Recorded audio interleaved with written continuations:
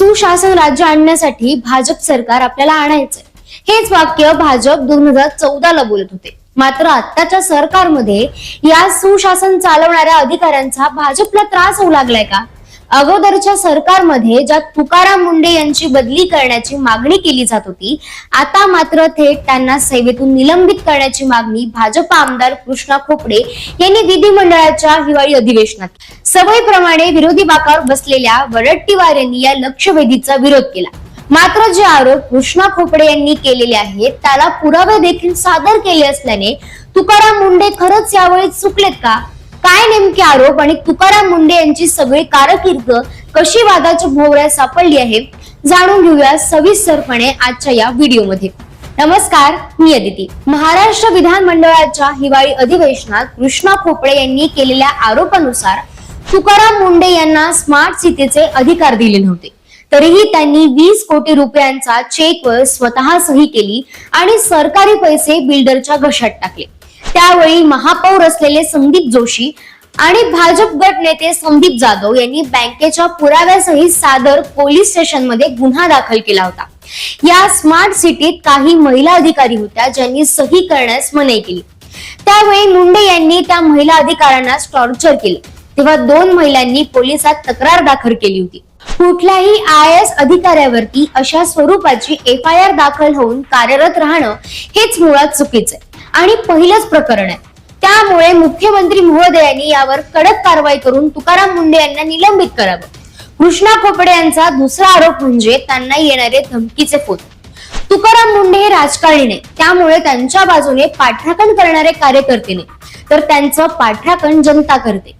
तरीही मुख्यमंत्र्यांनी त्यांना दिलासा देत धमकी देणारे कोणते लोक होते याचा तपास करून कुणाशी निगडीत होते, कुणासाठी काम करत होते ते पाहून कारवाई केली जाईल असं आश्वासन दिलेलं आहे.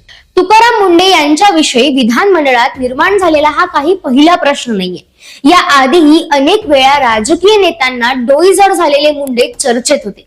अगदीच फ्लॅट्स रिनोव्हेशन करण्यासाठी मागणी केलेल्या लाखो रुपयांची खरडपट्टी काढली होती.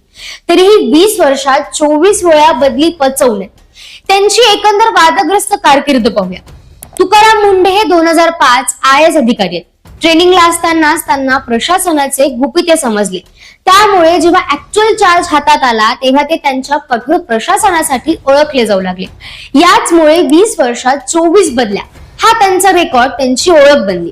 नागपूर महानगरपालिका आयुक्त, नाशिक महानगरपालिका आयुक्त, नवी मुंबई महानगरपालिका आयुक्त, सोलापूर आणि जालना जिल्हाधिकारी, CMD, PM, PML अशा विविध ठिकाणी शिस्त लावून झाल्यानंतर त्यांची अलीकडेच दिव्यांग कल्याण विभाग महाराष्ट्र यांच्या सचिव सेक्रेटरी पदावर नेमणूक झाली. 2009 मध्ये नागपूर जिल्हा परिषदेचे CEO असताना त्यांना एक तक्रार आली, आमच्या दवाखान्यात वैद्यकीय अधिकारी येत नसल्याची. त्यानंतर सामान्य व्यक्तीने केलेल्या या तक्रारीची गांभीर्याने दखल घेत त्यांनी अचानक दवाखाना गाठला.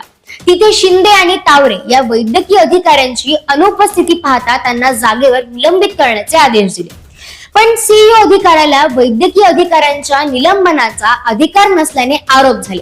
पण नियम दाखवत त्यांनी ते निलंबन कायम ठेवलं. तेव्हाच त्यांचा नियमांचा अभ्यास समोर आला. पुढे 2-3 ठिकाणी त्यांची शिस्त न जपलेल्या प्रशासनाने जालना जिल्हाधिकारी म्हणून नियुक्त केलं. जालन्यात पाण्याचा प्रचंड प्रश्न होता, ज्यासाठी जायकवाडीवरून पाणी आणण्याचं काम 6 वर्षांपासून रखडलं होतं. तेच काम मुंढे यांनी केवळ 3 महिन्यात पूर्ण केलं. पालकमंत्री राजेश टोपे यांच्यासोबत विसंवाद झाल्यानंतर त्यांना सोलापूरचे जिल्हाधिकारी म्हणून पाठवलं. काम करताना जलयुक्त शिवारे योजनेत त्यांनी 282 लोकसहभाग वाढवून टँकरवर अवलंबून असलेल्या सोलापुरात टँकरची गरज 30 ते 40% पर्यंत कमी झाली आणि त्यांच्या या कामगिरीसाठी त्यांना सर्वोत्कृष्ट जिल्हाधिकारी म्हणून गौरवण्यात आलं. या सोलापुरात असलेल्या पंढरपूर वारीची जबाबदारी असताना त्यांनी मुख्यमंत्री वगळता सर्व VIPंना दर्शन बंद केलं आणि पांडुरंगाच्या महापूजेचा वेळ कमी व्हावा यासाठी 2-3 वेळा स्वतः डेमो पूजा करून घेत मुख्यमंत्र्यांना देखील वेळेची शिस्त लावली.